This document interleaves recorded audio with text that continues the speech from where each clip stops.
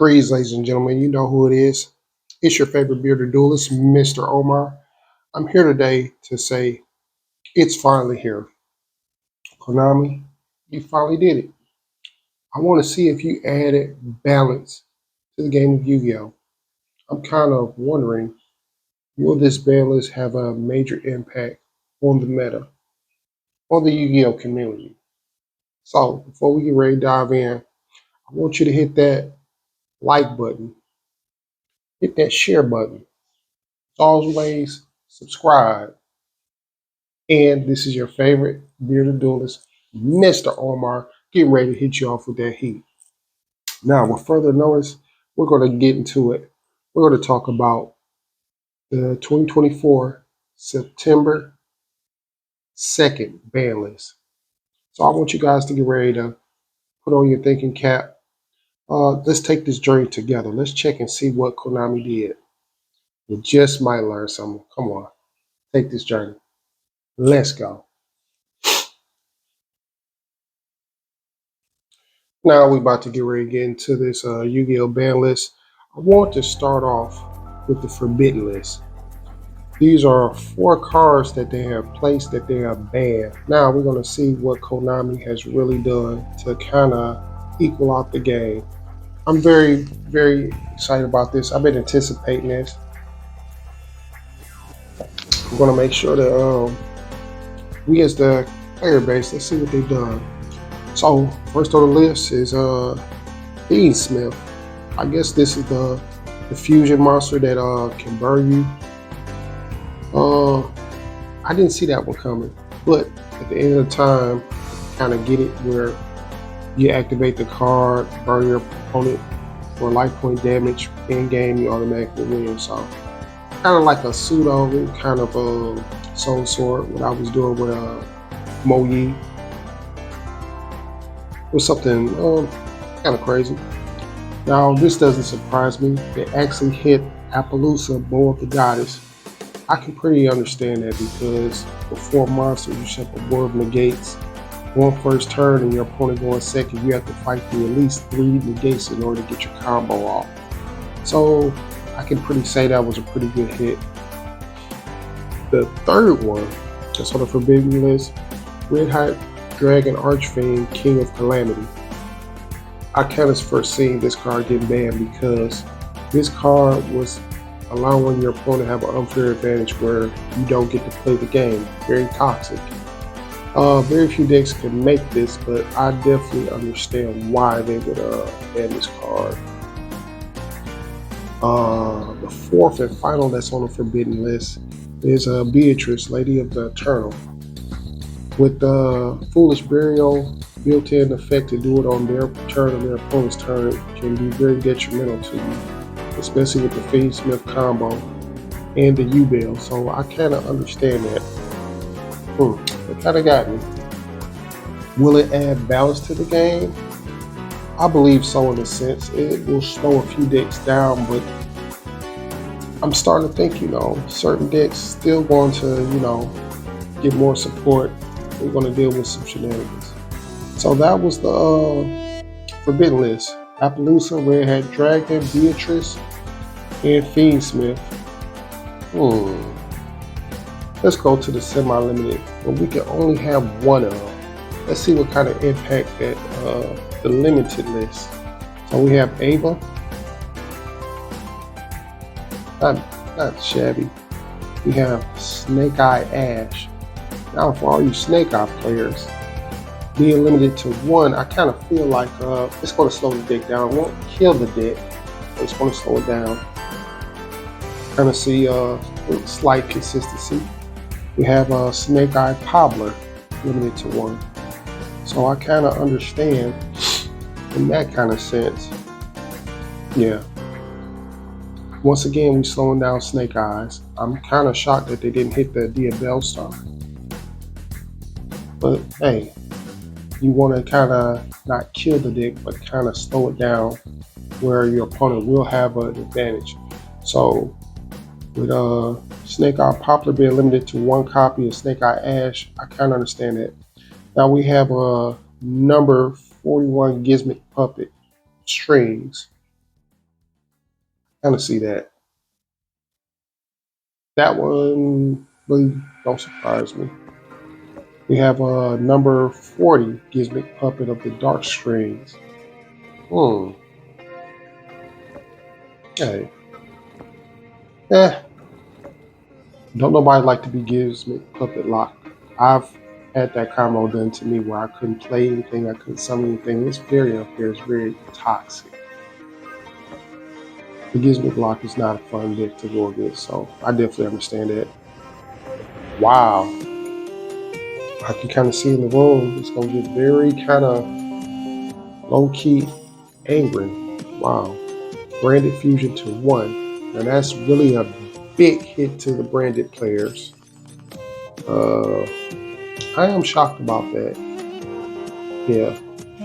Branded players really going to have to really battle through because the Ash, to stop that card, and then you can only run one. Ugh. That's going to be real tight. I'm interested to see how the deck is going to run with just one Branded Fusion. We also have another limit as far as the spells. Now this one kind of easy. Okay. Opening of the Spirit Gates. 1. Not really sure how I feel about that one. That one is definitely different. Wow. Okay. Now it's starting to heat up. Started getting my fans a little bit. We have Pot of Prosperity to 1 copy. So a lot of digging and consistency. That's a consistent card that was allowing opponents to, including myself, to just dig and fish 3, 6 cards because you have to have the consistency in the deck. So I'm really shocked about that because with this bad list, it definitely cut down the consistency of the deck. So I definitely understand what Konami is doing. It's cutting down consistency. A lot of draw speed in order to go into your deck and dig in and grab the card that's necessary for you to finish off your opponent. So I definitely understand Pot of Prosperity. This is another one that's very surprising to me as well. And it hits close to heart. We have Sangin Summoning to 1. Now what does this mean for our Empire Dragon players? That means we have 1 field card and we have to be careful. This is going to be very interesting now. The deck is not dead, but you have to be very strategic in how you activate your spell card. And once it's gone, it's gone. So I will have to put on my thinking cap when I revamp the Empire Dragon deck. 1 Prosperity, 1 Sangin Summoning.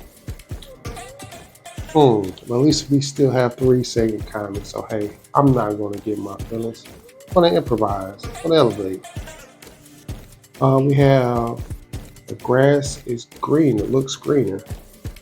Now these stacked 60 card decks, these pile decks, that's, whew, I don't know what Konami was thinking on that, letting that card back out. It's a few decks that can really abuse grass is greener. So I definitely see a shift in the meta with this card because at once upon a time this card was very toxic. I felt the heat from it. If you're going against a deck that can just mill off 20 cards, it's be detrimental. And last on the unlimited list, we have Skill Drain. Now, I kind of understand the Skill Drain hit. You summon your monsters, they activate Skill Drain, no effect. So you have to go really on sheer brute strength, battling out your opponent, cutting off combos. So that's pretty decent. Skill Drain to 1, so we kind of cutting back on the floodgate. So now our Robbery of Warlords to 1, Skill Drain to 1. What else? Most of our floodgates are being slowed down, so we're not really able to just downright just crush your opponent. You're really going to have to dig for these cards. Now let's go to the semi-limited list. We have Buster Dragon, Ruler of the Infernoid. Gonna be two copies. I see the Inferno Dragon. It has a little impact. I don't see it doing really big, but if they gave us three of these things, oh yeah. I remember that Dragon format back in the 2012, 13. Yeah, I felt the heat from that one. We have Redox, Dragon of the Ruler, Boulders, the two. We have Tempest Dragon, Ruler of Storms, the two. Ooh, we have Dragon Ruler's Waterfall, the two. We have Luna Tiger. Now, if you're familiar with the Luna Lights, this deck was pretty interesting. Had the burn effect. I don't know how to feel about that. But IB World Chalice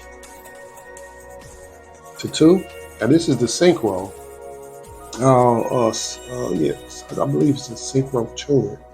So you can go into some Synchro plays, which I don't know how I feel about this one. It may make an impact in the meta, may not. But it's something to look into. And that will finish up our semi-limited list. Now we're gonna go to the unlimited. They're letting us have three copies of these cards. We have three Armageddon Knight. So you'll be able to do some dumping Dark Marsters into the graveyard. This is back when Dad decks, Teledad decks, Armageddon is very good because you just dump the monsters into the graveyard, chain effects. Oh, I believe this was probably gonna make a mark. We have Red Rose Dragon, the tuner. I can see this card may not do very big impact, but it's feasible. We have Magic Spectre Unicorn. Now, with that one coming, Magic Spectre was a pendulum deck that was pretty decent. Have lots of changing triggers and negates, so I kind of understand where they're getting it with this one. We had the Performance Plush Fire. They gave it a Rata, so because you could really abuse this card, return it, do it, burn again, return it, do it again, burn it. It's pretty decent. Ancient Fairy Dragon to 3. Now, with that being said, go up 1,000, search out a field card. I only run it at 1 in my Tempai Dragons deck, but I kind of see that really not going to make a difference. We have Danlong, Fire of the Fist of the Yangzing. For my Soul Sword players, I would run this card. I probably won't run it at 3, but I would run it at 2 copies. Maybe not. Depends. And last but not least, on the unlimited list, which I really think this card should have been off the list. I might test this out. Time Seal. Make your opponent skip the draw phase. Now I have a few ideas I like to do with this card. If you can get this at least in 2 first turn, at least 2 copies, and yeah, I can see this card doing something with the right kind of pilot. Yeah, Time Seal can definitely do some damage.